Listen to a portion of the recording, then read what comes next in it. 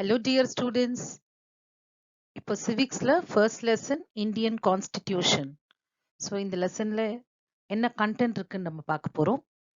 So this lesson is purely about our constitution, நம்மளோட fundamental rights என்ன, duties என்ன, then நம்மளோட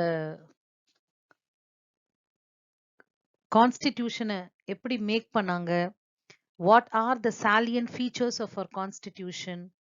Then we are going to learn about directive principles of state policy, and in addition to that, center state relationship. So this is what we are going to learn in this lesson. Okay.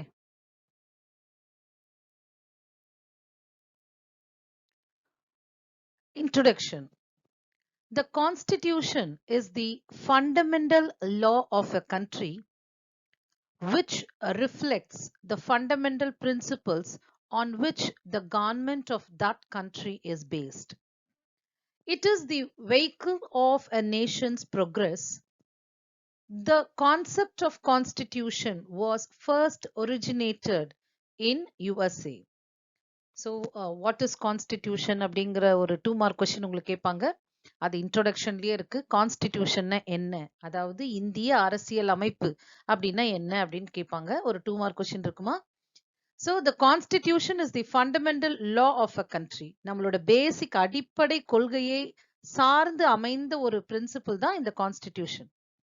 And this reflects the fundamental principles on which the government of that country is based. அதாவது ஒரு நாட்டோட நிர்வாகம் எப்படி இருக்கணும் அப்படின்னா எந்த அடிப்படை கொள்கைகளை சார்ந்து உள்ளது அப்படின்றத பிரதிபலிக்கிற ஒரு சட்டம் தான் இந்த கான்ஸ்டிடியூஷன்.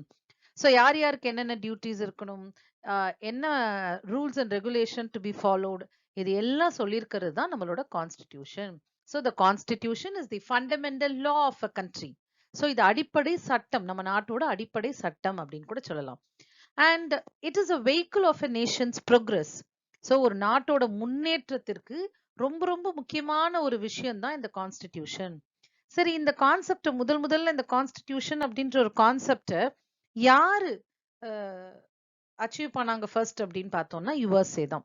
ஸோ முதல்ல இந்த யுஎஸ்ஏன்னு சொல்றோம் இல்லையா, இந்த யுஎஸ்ஏ நாட்டில் தான் இந்த கொள்கை, அதாவது இந்த கான்செப்ட், இந்த கருத்து வந்து தோன்றியது அந்த நாட்டில் தான். நெக்ஸ்ட் நம்ம பார்க்க போறது இந்த need for a constitution. So எதுக்காக, என்ன அரசியல் அமைப்போட அவசியம் என்ன, நீட் ஃபார் அ கான்ஸ்டிடியூஷன், இந்த அரசியல் அமைப்பு ஏன் நமக்கு தேவை அப்படின்றத நம்ம தெரிஞ்சுக்கணும் இல்லையா. All democratic countries have a constitution that governs them. இல்லையா, எல்லா டெமோக்ராட்டிக் கண்ட்ரீஸ்லயும் என்ன இருக்கும், ஒரு கான்ஸ்டிடியூஷன் இருக்கும். எதுக்காக இருக்கும், மக்களை ஆட்சி செய்யறதுக்காக இல்லையா. So almost all democratic countries have constitution. இந்த மாதிரி ஒரு அரசியல் அமைப்பு சட்டத்தை என்ன பண்ணாங்க, வச்சிருக்காங்க. A constitution puts down certain principles that forms the basis of any kind of a state that we as citizens desire to live in. இல்லையா, ஒவ்வொரு நாட்டோட கான்ஸ்டிடியூஷன் பார்த்தோம் அப்படின்னா அந்த நாட்டுல இருக்கிற சிட்டிசன்ஸ் வாழற மாதிரி என்ன இருக்கும், rules and regulations, principles, basic பிரின்சிபிள்ஸை ஃப்ரேம் பண்ணியிருப்பாங்க இல்லையா. ஸோ ஒரு நாட்டுல அந்த குடிமக்கள், சிட்டிசன்ஸ்னா யாரு, நம்மளாம் தானே. ஸோ நம்மலாம் வாழறதுக்கு விரும்புற வகையில சில அடிப்படை கொள்கைகளை என்ன பண்ணிருப்பாங்க, இந்த அரசியல் அமைப்பு சட்டத்துல வகுத்து கொடுப்பாங்க. ஸோ இதுபடிதான் நீங்க வாழணும் அப்படின்ட்டு, சரியா. So a constitution puts down certain principles that forms the basis of any kind of a state that we as citizens desire to live in. So ஒரு நாட்டிலையும் அந்த குடிமக்கள், அதாவது சிட்டிசன்ஸ் வாழறதுக்கு ஏத்த மாதிரி சில அடிப்படை கொள்கைகளை என்ன பண்ணிருப்பாங்க, அழகா வடிவமைச்சு தொகுத்து நமக்கு கான்ஸ்டிடியூஷன் அப்படின்ற பேர்ல கொடுத்திருப்பாங்க. A constitution tells us the fundamental nature of our society. இல்லையா, கான்ஸ்டிடியூஷன் என்ன சொல்லுது, நம்ம இப்போ ஒரு கண்ட்ரியோட கான்ஸ்டிடியூஷனை பார்த்தே அதோட சொசைட்டியோட நேச்சர், ஃபண்டமெண்டல் நேச்சர் என்ன அப்படிங்கறத நம்மளால கண்டுபிடிக்க முடியும். ஸோ ஏன்னா நம்ம சொசைட்டி எப்படி இருக்கணும் அப்படிங்கறத பிரதிபலிக்கிறது தான் நம்மளோட கான்ஸ்டிடியூஷன். ரிஃப்ளெக்ட் ஆகும் அந்த நம்ம கான்ஸ்டிடியூஷன்ல. சொசைட்டி எப்படி இருக்கணும் அப்படிங்கறத அது சொல்லியிருக்கும். So a constitution tells us the fundamental nature of our society. So next நம்ம பார்க்க போறது மேக்கிங் ஆஃப் இந்தியன் கான்ஸ்டிடியூஷன். அதாவது இந்த கான்ஸ்டிடியூவன்ட், அதாவது இந்திய அரசியல் அமைப்பு எப்படி உருவானது, எப்படி உருவாக்கினாங்க அப்படின்றத தெரிஞ்சுக்க போறோம். The Constitution of India was framed by a Constituent Assembly set up under the Cabinet Mission Plan 1946. So இந்தியாவுக்கு இண்டிபெண்டன்ஸ் கொடுக்கலாம் அப்படின்ற ஒரு யோசனை வந்த உடனேயே செகண்ட் வேர்ல்டு வார்க்கு அப்புறம் கேபினெட் மிஷன் இந்தியாவுக்கு வந்தாங்க. அப்போ கேபினெட் மிஷன் 1946ல இந்தியாவுக்கு வந்த உடனே ஓகே கான்ஸ்டிடியூவன்ட் அசம்பிளியை செட் பண்ணிட்டு இந்தியாக்கான கான்ஸ்டிடியூஷனை தயார் பண்ண ஆரம்பிங்க அப்படின்னு சொல்லி அந்த பொறுப்பை அந்த அசம்பிளி கிட்ட கொடுத்துட்டு போனாங்க. The assembly consisted of 389 members representing provinces, that is 292. மொத்தமா 389 members இருந்தாங்க. அதுல provincesல இருந்து 292, statesல இருந்து 93, the chief commissioners provinceல இருந்து 3 and the Balochistan 1. So total பாத்தீங்க அப்படின்னா 389 வரும். 292 plus 93 plus 3 plus 1. Okay. So total எவ்வளவு வருது? 389 members. So இவங்க எல்லாம் சேர்ந்து தான் என்ன பண்ணாங்க, நம்ம கான்ஸ்டிடியூஷனை உருவாக்கினாங்க. The assembly held its first meeting on December 9th, 1946. So முதல்ல அவங்க எப்போ மீட் பண்ணாங்க அப்படின்னா December 9th, 1946ல மீட் பண்ணாங்க. Dr. Sachidananda Sinha, the oldest member, was elected as the temporary president of the assembly. So Dr. Sachidananda Sinha, இது one wordல உனக்கு கேட்பாங்க. Dr. Sachidananda Sinha அவர் தான் ரொம்ப oldest member. அவர் என்ன பண்ணாங்க, இந்த கான்ஸ்டிடியூவன்ட் அசம்பிளிக்கு ஒரு தற்காலிக பிரசிடென்டா டைம் பீயிங்க்கு டெம்பரரியா என்ன பண்ணாங்க, அப்பாயிண்ட் பண்ணாங்க. While the work was in progress, Dr. Sachidananda Sinha died. So அந்த வேலை நடக்க ஆரம்பிக்கும் பொழுதே அவர் என்ன பண்ணாரு, இறந்து போயிட்டார். So இப்படிதான் நம்மளோட கான்ஸ்டிடியூஷன் தயாராக ஆரம்பிச்சது.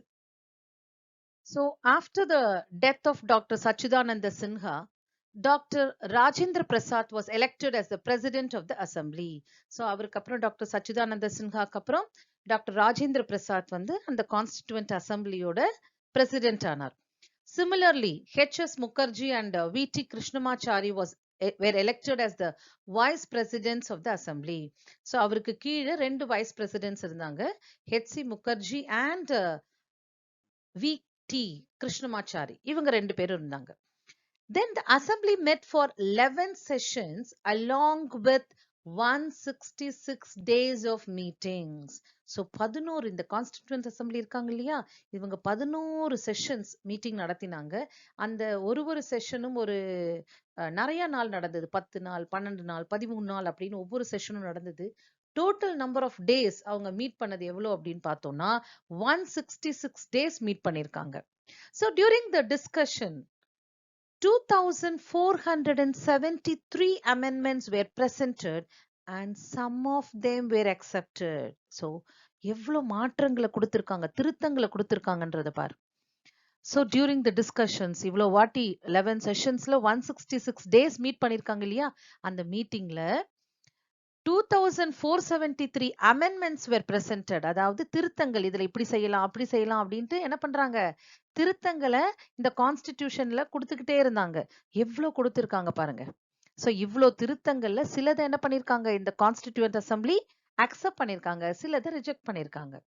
The assembly worked through various committees. So இந்த அசம்பிளி, கான்ஸ்டிடியூவன்ட் அசம்பிளி மட்டும் தனியா என்ன பண்ண முடியாது, கான்ஸ்டிடியூஷனை ஃப்ரேம் பண்ண முடியாது இல்லையா. சோ ஒரு கமிட்டியா நிர்ணயம் பண்ணி அந்த கமிட்டிக்கு ஒரு வேலையை கொடுத்தாங்க. சோ ஃபைனலா அதை எல்லாத்தையும் ஒருங்கிணைச்சு பண்றதுதான் டிராஃப்டிங் கமிட்டி. அவங்க என்ன பண்ணுவாங்க, இவங்க கொடுத்த திருத்தங்கள், இவங்க கொடுத்த இன்புட்ஸ் எல்லாத்தையும் ஒன்னாக்கி ஒரு டிராஃப்ட் பண்ணணும். அதாவது நம்மளோட இந்திய அரசியல் அமைப்பு, the constitution of our country இல்லையா, அதை வந்து டிராஃப்ட் பண்ணி எழுதணும். அந்த டிராஃப்டிங் கமிட்டியோட சேர்மனா இருந்தவர் தான் யாரு, டாக்டர் B.R. அம்பேத்கர். அண்ட் அதனாலதான் நம்ம இவர் என்னன்னு சொல்றோம், father of the Indian constitution இல்லையா? So father of the Constitution of India அப்படின்னு அவர் ஏன் சொல்றோம் அப்படின்னா, because he was the chairman of the drafting committee. புரிஞ்சுதாமா? இதுல ஏதாவது சந்தேகம் இருக்கா உனக்கு? So drafting committeeயோட சேர்மனா டாக்டர் B.R. அம்பேத்கர் இருந்தாரு. அதனாலதான் நம்ம அவர் என்னன்னு சொல்றோம்?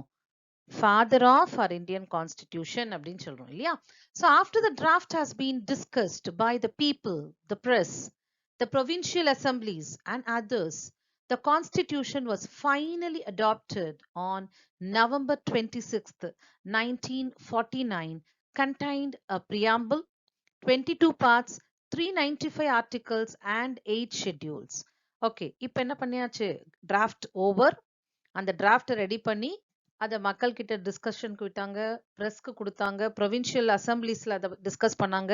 இவங்க எல்லாம் டிஸ்கஸ் பண்ண உடனே ஃபைனலா நவம்பர் 26, 1949 ரெடி ஆயிடுச்சு. It was adopted. அதாவது அசம்பிளி வந்து இந்த கான்ஸ்டிடியூஷனை ப்ரொவின்ஷியல் அசம்பிளிஸ் எல்லாம் இதை ஏத்துக்கிட்டாங்க, மக்கள் இதை ஏத்துக்கிட்டாங்க, ரைட்? ஸோ இதை அக்செப்ட் பண்ண உடனே இது வந்து எல்லாம் ஒவ்வொரு எப்போ கம்ப்ளீட் ஆயிடுச்சு? November 26, 1949 it was adopted. Okay, இதுதான் நம்மளோட கான்ஸ்டிடியூஷன் அப்படின்னு ரெடி ஆயிடுச்சு. ஸோ வாட் இட் கண்டெயின், நம்ம கான்ஸ்டிடியூஷன்ல என்னெல்லாம் இருந்தது? Preamble. Preamble means an introduction. அதை பத்தி நம்ம டீடைலா இப்போ ஃபாலோயிங் ஸ்லைட்ஸ்ல பார்ப்போம். So preamble and introduction, right? Then 22 parts, 395 articles and 8 schedules. இதுதான் அந்த நம்ம கான்ஸ்டிடியூஷன்ல இருந்தது. The drafted constitution came into force on 26th January 1950. So இது ரெடியானது, இது அடாப்ட் பண்ணது நவம்பர் 26, 1949.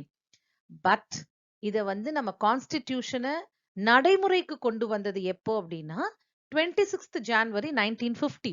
அதனாலதான் அந்த டேவை நம்ம என்ன செலிப்ரேட் பண்றோம்? ரிபப்ளிக் டேன்னு செலிப்ரேட் பண்றோம் இல்லையா? So that is the reason why that day has been every year we are celebrating that day as Republic Day. Okay, so அது அடாப்ட் பண்ண டேட் வந்து one வேர்ட்ல கேட்பாங்கம்மா.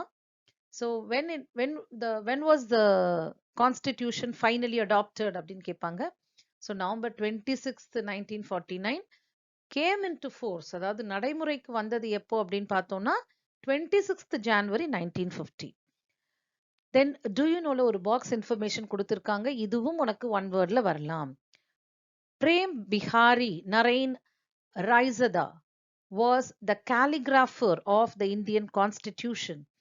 The original Constitution was handwritten by him in a flowing italic style. So இத first எழுதினது அப்பெல்லாம் என்ன type பண்ணல, என்ன பண்ணாங்க? That was handwritten.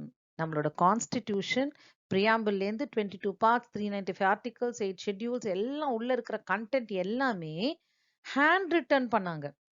அந்த ஹேண்ட் ரிட்டன் கேலிகிராஃபர்னா யாரு? அந்த கைப்பட எழுதின அந்த அவரோட பேரு என்ன அப்படின்னு பார்த்தோம்னா பிரேம் பிஹாரி நரைன் ரைசதா அப்படின்ற ஒருத்தர் தான் அந்த நம்மளோட இந்தியன் கான்ஸ்டிடியூஷனை கைப்பட எழுதினவர். So the original constitution was handwritten. அதுவும் என்ன ஸ்டைல்ல எழுதியிருக்காரு? இட்டாலிக் ஸ்டைல்ல எழுதியிருக்காரு. ஓகே, நெக்ஸ்ட் நம்ம பார்க்க போறது it's important paragraph question. First book back paragraph கொஸ்டினே இதுதான். What are the salient features of Indian Constitution? So first point, it is the lengthiest of all the written constitutions of the world. So உலகத்தில் இருக்கிற எல்லா return கான்ஸ்டிடியூஷன்லயும் இந்தியாவோடது தான் லெங்தியஸ்ட் return constitutions அப்படின்னு சொல்றோம், சரியா? So it is the lengthiest of all the written constitutions of the world. Second point, it has borrowed most of its provisions from the constitutions of various countries, இல்லையா? So இதுல இருக்கிற content இருக்கு இல்லையா, நம்ம கான்ஸ்டிடியூஷன்ல இருக்கிற கண்டென்ட், இது எல்லாமே வேற வேற நாட்டுல இருக்கிற அவங்க கான்ஸ்டிடியூஷன்ல இருக்கிற பெஸ்ட் திங்க நம்ம எடுத்துட்டு இருக்கோம். ஸோ இதுல பெரும்பாலான கருத்துக்கள் உள்ள இருக்கு இல்லையா, இது எல்லாமே பல்வேறு நாடுகளில் இருந்து அவங்களோட அரசியல் அமைப்பிலிருந்து பெறப்பட்டவை தான் இது எல்லாமே. ஸோ we have borrowed, அங்கிருந்து எடுத்துட்டு இருக்கோம். So we have borrowed most of its provisions from the constitutions of various countries. third point, it is partly rigid and partly flexible. அதாவது இது கொஞ்சம் ரிஜிட்டாவும் கொஞ்சம் ஃப்ளெக்சிபிளாகவும் இருக்கு. அதாவது நெகிழும் தன்மை நெகிழாத்தன்மை ரெண்டுமே இருக்கு இந்த நம்மளோட கான்ஸ்டிடியூஷன்ல. சிலது ரொம்ப ஸ்ட்ரிக்டா இருக்கும், சிலது வந்து ஃப்ளெக்சிபிளா இருக்கும், ரூல்ஸ் அண்ட் ரெகுலேஷன்ஸ் எல்லாம். Then fourth one, it establishes a federal system of a government. இல்லையா? So we have a federal system of government where we have both center and the state government. இல்லையா? Centre and state கவர்மெண்ட்க்கு சில powers எல்லாம் இருக்கு, அதையெல்லாம் பிரிச்சு கொடுத்துருக்காங்க. So அந்த மாதிரி ஃபெடரல் சிஸ்டம் ஆஃப் கவர்மெண்ட் தான் நம்ம இந்தியாவில் இருக்கிறது. Then fifth one, it makes India as a secular state. Secular state அப்படின்னா என்ன? சமய சார்பற்ற நாடு. அதாவது we don't have any state religion as such. நம்ம நாட்டுக்குன்னு என்ன கிடையாது, ஒரு மதம் கிடையாது, எல்லா மதத்தை சேர்ந்தவங்களும் இந்தியால இருக்கலாம் இல்லையா? சோ மத சார்பற்ற நாடு அப்படின்னு சொல்லியிருக்காங்க. Then it provides an independent judiciary. அதாவது நம்மளோட நீதித்துறை இருக்கு இல்லையா, ஜுடிஷரி, இது சுதந்திரமா செயல்படுறதுக்கு ஒரு ப்ரொவிஷனையும் கொடுத்திருக்கு. So the Indian judiciary is an independent judiciary. Then the last one, it introduced universal adult franchise and accords the right to vote all the citizens above 18 years of age without any discrimination. So universal adult franchise. So universal adult franchise அப்படின்னா என்ன அர்த்தம் அப்படின்னா 18 வயசு முடிஞ்ச எல்லாருமே, அடல்ட்னா யாரு, 18 years above இல்லையா? And franchise means right to vote. So 18 years முடிஞ்ச எல்லாருக்குமே என்ன உரிமை உண்டு, ஓட்டுரிமை உண்டு.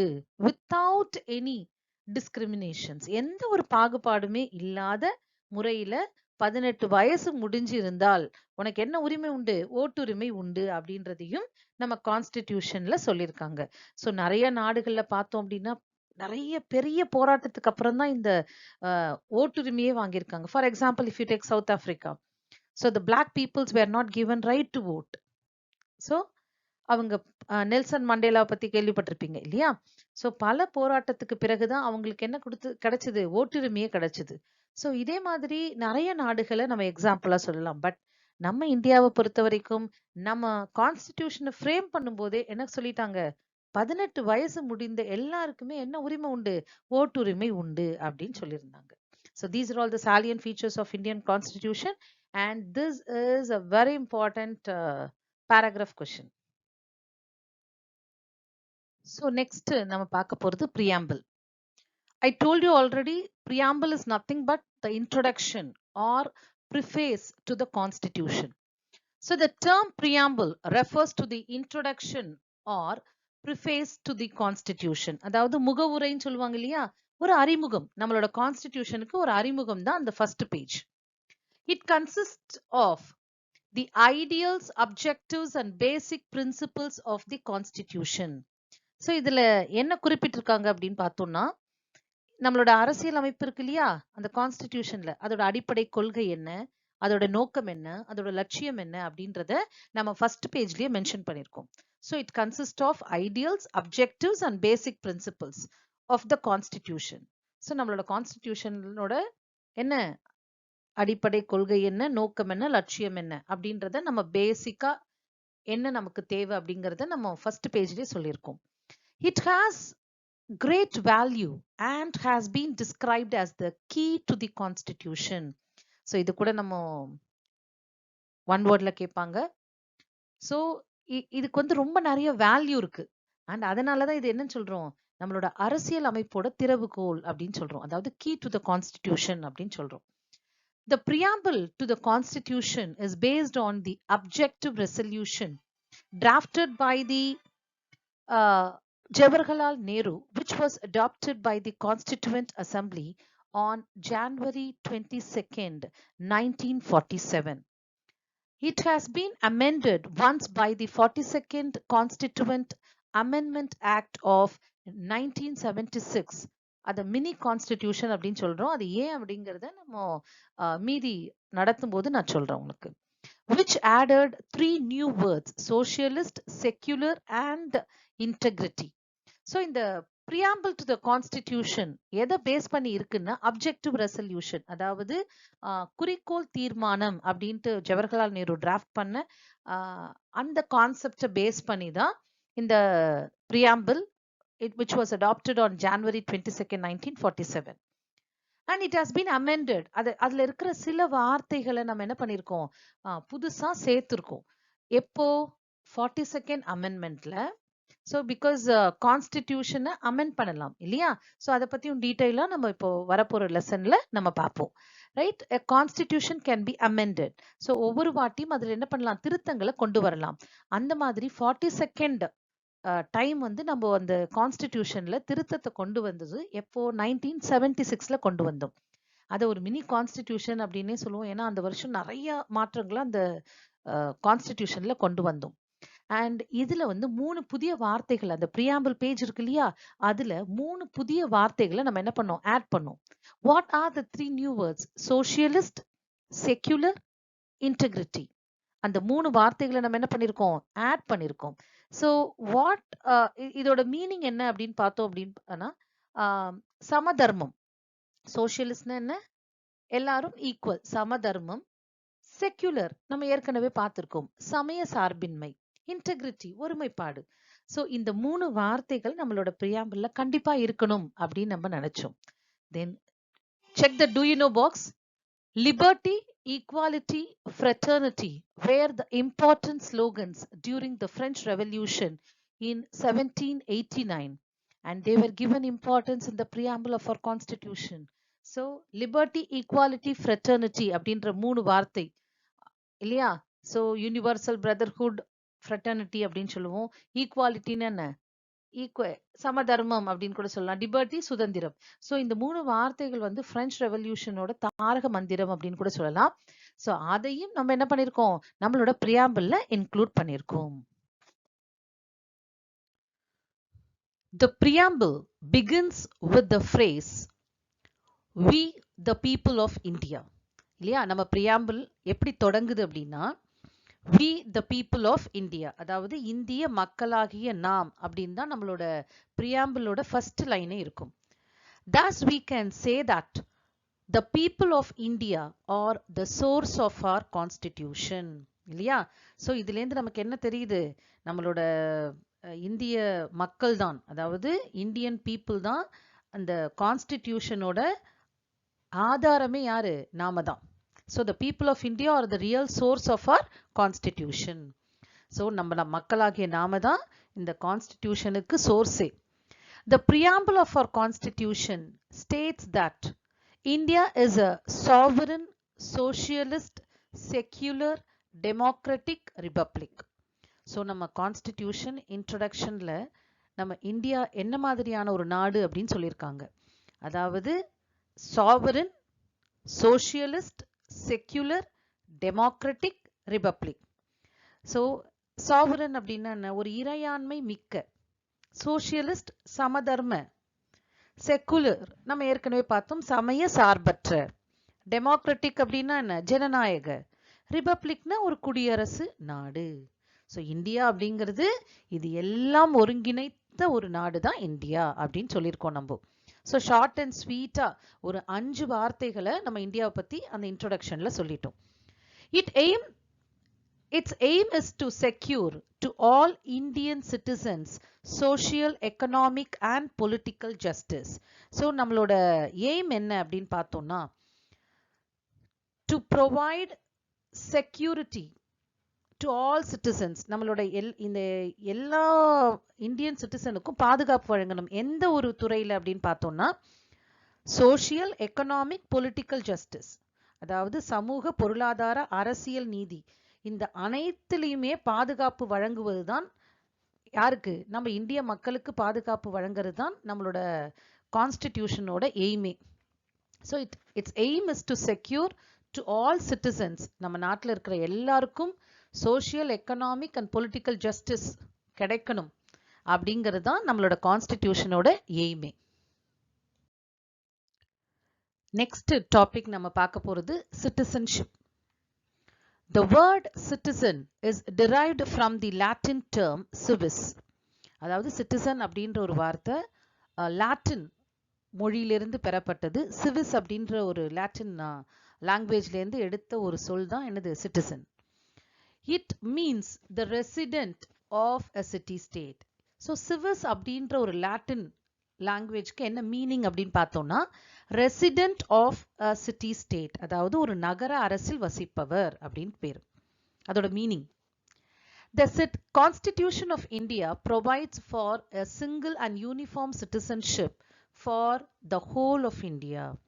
ஸோ நம்ம இந்தியாவை பொறுத்த வரைக்கும் நமக்கு என்னது ஒரே மாதிரியான ஒற்றை குடியுரிமை தான் இருக்கு.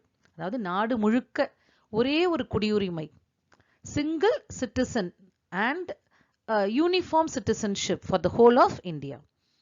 Article 5 to 11 under Part 2 of the Constitution deals with the citizenship. So, நம்மளோட Constitutionல Part 2ல Article 5 to 11 எதை பத்தி இருக்கு அப்படின்னா it's all about the citizenship. The Citizenship Act of 1955 provides for acquisition and loss of citizenship after the commencement of the Constitution. இது ஒரு one wordல கேட்பாங்க. Citizenship Act of 1955. So எந்த year citizenship act pass பண்ணதுன்னு கேட்கலாம், இல்லை match the ஃபாலோயிங்ல கேட்கலாம், இல்லை ஃபில்லப்ல கேட்கலாம். ரைட், இட்ஸ் ஒன் வேர்ட் கொஸ்டினாக கேட்கலாம். So citizenship act of 1955 it provides for acquisition and loss of citizenship after the commencement of the constitution. அதாவது சிட்டிசன்ஷிப் ஆக்ட் குடியுரிமை சட்டம் அப்படின்ற ஒரு சட்டம் என்ன சொல்லுது அப்படின்னா இது வந்து நம்மளோட இண்டிபெண்டன்ஸ்க்கு அப்புறம் தான் நடைமுறைக்கே வந்தது இல்லையா. ஸோ இதில் என்ன சொல்லியிருக்காங்க அப்படின்னா குடியுரிமை பெறுதல் மற்றும் குடியுரிமை இழத்தல், அதாவது சிட்டிசன்ஷிப்பை நீ எப்படி வாங்கலாம் அண்ட் உன்னோட சிட்டிசன்ஷிப் எப்படி உங்ககிட்டேருந்து போகும், நீ எந்த நேரத்தில் எந்த காலகட்டத்தில் அதை இழப்பாய் அப்படின்றத கிளியராக சொல்லியிருக்காங்க நம்ம கான்ஸ்டிடியூஷனில் இந்த ஆக்டில். So the citizenship act of 1955 provides for acquisition and loss of citizenship after the commencement of the Constitution. So this act has been amended so far 8 times. இதுவரைக்கும் இந்த சட்டத்துல 8 முறை நம்ம என்ன பண்ணியிருக்கோம், திருத்தங்களை கொண்டு வந்திருக்கோம். ஸோ நெக்ஸ்ட் நாம டீட்டெயிலாக பார்க்க போகிறது அக்விசேஷன், அதாவது ஒரு சிட்டிசன்ஷிப்பை எப்படி பெற முடியும். Acquisition of citizenship. According to the Citizenship Act of 1955, the citizenship could be acquired through any of the following methods.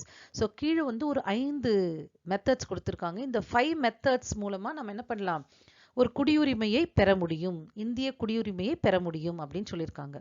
So first one, by birth. All persons born in India on or after January 26th, 1950 are treated as citizens by birth. அதாவது பிறப்பின் மூலமாக. So January 26th, 1950 நம்ம India republic ஆனது இல்லையா. So அதுக்கப்புறம் பிறந்த எல்லா குழந்தைகளுமே யாரு, இந்தியன் சிட்டிசன்ஸ் தான். Then second method, by descent. A person born outside India on or after January 26th, 1950 shall be a citizen of India by descent if his father is a citizen of India at the time of his birth. So by descent அப்படின்னா இந்த வம்சாவளி மூலமாக citizenship பெற முடியும். அதாவது இப்போ வெளிநாட்டில் போயிட்டு ஒருத்தருக்கு குழந்தை பிறக்குது அப்படின்னா அதுவும் எப்போ, on or after January 26th, 1950, that particular person can be a citizen of India if his father is a citizen of India at the time of his birth. So அந்த குழந்தை பிறக்கும் பொழுது அவரோட அப்பா இந்தியன் சிட்டிசனாக இருந்தால் கண்டிப்பா அவருக்கு வெளிநாட்டில் பிறக்கிற அந்த குழந்தையும் இந்தியன் சிட்டிசன்ஷிப் பெற முடியும். ஸோ வம்சாவளி மூலமாக பெற முடியும். So third one, by registration. அதாவது ஆவணங்கள் மூலமாக பதிவின் மூலமாக என்ன பண்ணலாம், இந்தியன் சிட்டிசன்ஷிப் பெற முடியும். A person can acquire citizenship of India by registration with the appropriate authority. அதாவது ஒருவர் இந்திய குடியுரிமை கோரி என்ன பண்ணலாம், ஒரு பொருத்தமான ஆதாரங்களுடன் பதிவு செஞ்சால், ரெஜிஸ்டர் பண்ணா கவர்மெண்ட் என்ன பண்ணலாம், அவருக்கு சிட்டிசன்ஷிப் கொடுக்கறதுக்கு வாய்ப்புகள் இருக்கு. Fourth one, by naturalization. A foreigners can acquire citizenship, Indian citizenship, on application for naturalization to the government of India. So ஒரு வெளிநாட்டவர் இந்திய அரசிற்கு இயல்புரிமை கோரி விண்ணப்பித்தால், நேச்சுரலைசேஷன் என்ன, இயல்புரிமை, அதாவது நான் இந்த நாட்டோட சிட்டிசனாக விரும்புகிறேன் அப்படின்னு சொல்லி அதுக்கு ஏற்ற டாக்குமெண்ட்ஸ்லாம் கொடுத்து இந்தியன் கவர்மெண்ட் கிட்ட சப்மிட் பண்ணா a foreigner can get a citizenship, Indian citizenship.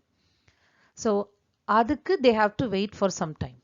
So அதுக்கான ரூல்ஸ் அண்ட் ரெகுலேஷன்ஸை அவங்க ஃபுல்ஃபில் பண்ணியிருக்கணும்.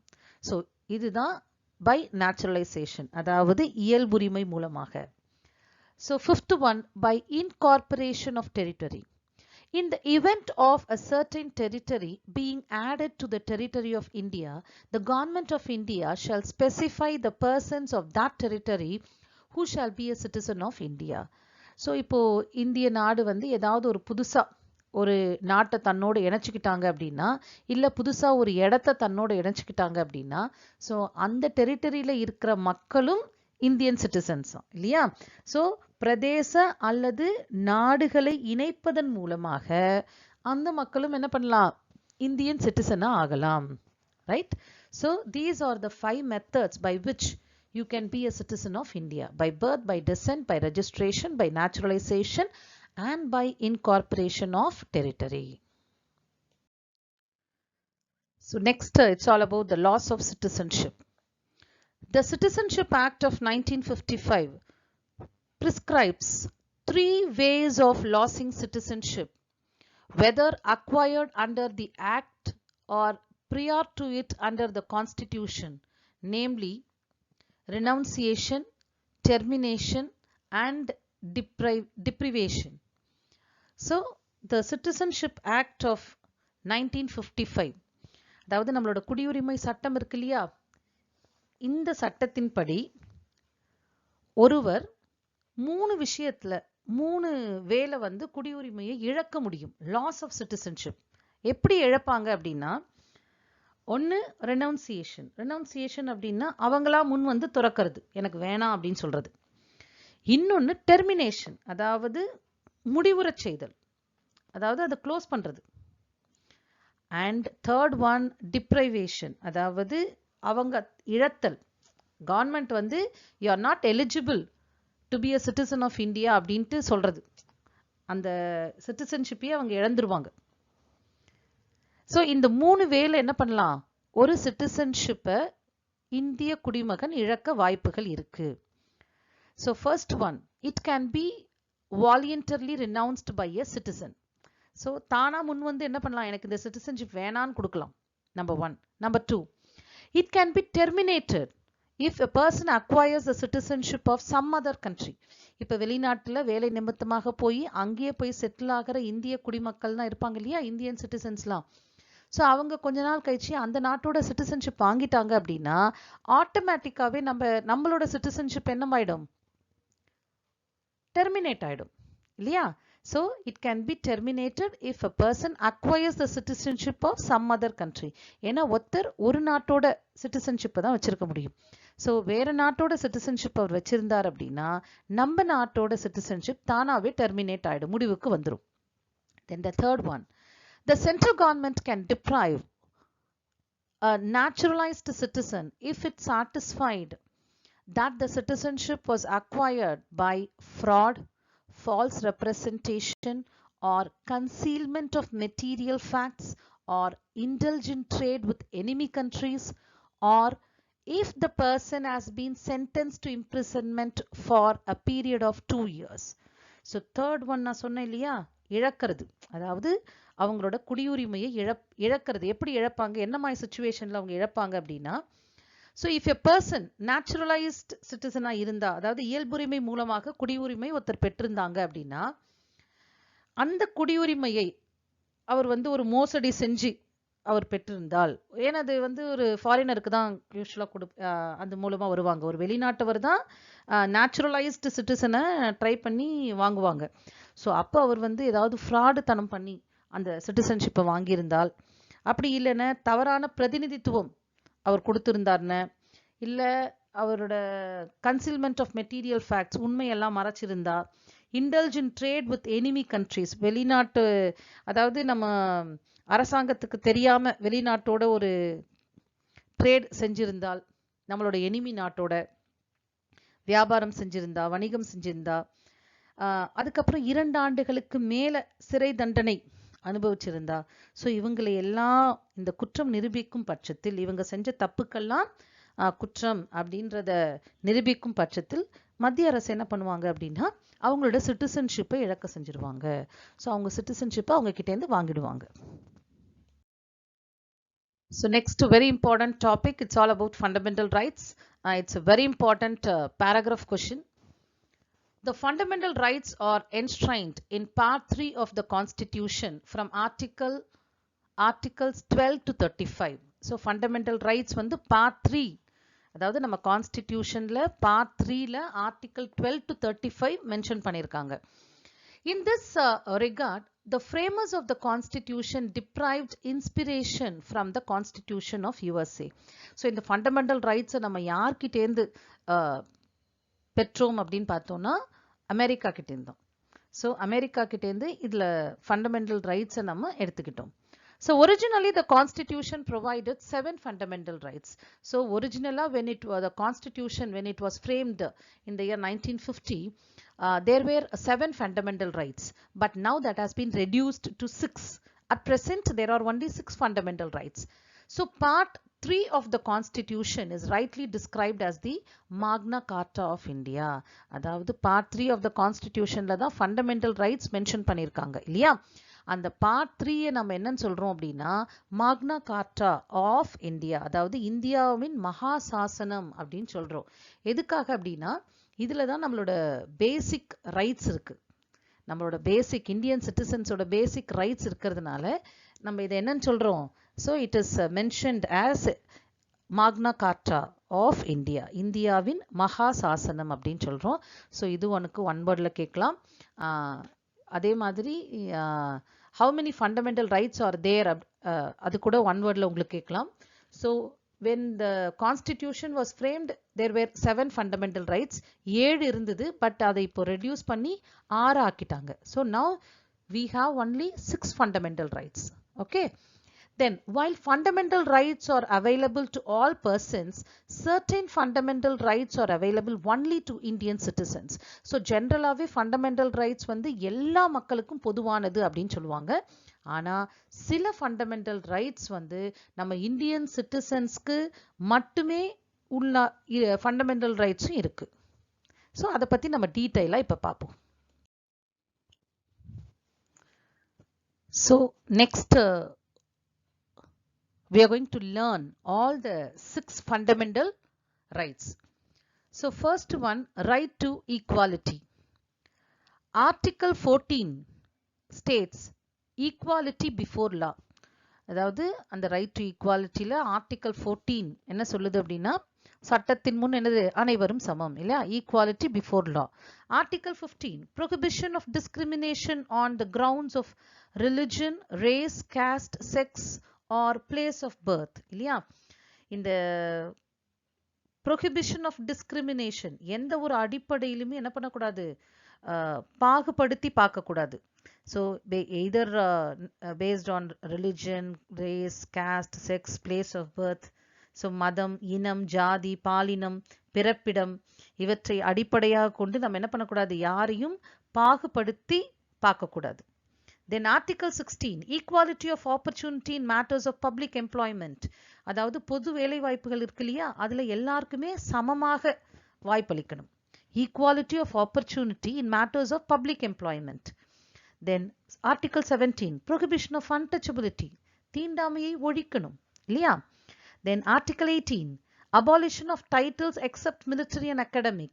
அதாவது ராணுவம், பிரிகேடர், கேப்டன் அப்படின்ற டைட்டில் இருக்கு இல்லையா. ஸோ ராணுவம் மற்றும் கல்விசார் பட்டங்களை தவிர மற்ற பட்டங்களை நீக்குதல் இல்லையா? ஸோ படிச்சு வாங்கின பட்டமும் மிலிட்ரி பட்டமும் மட்டும்தான் உன்னோட பேரோட இருக்கலாம்.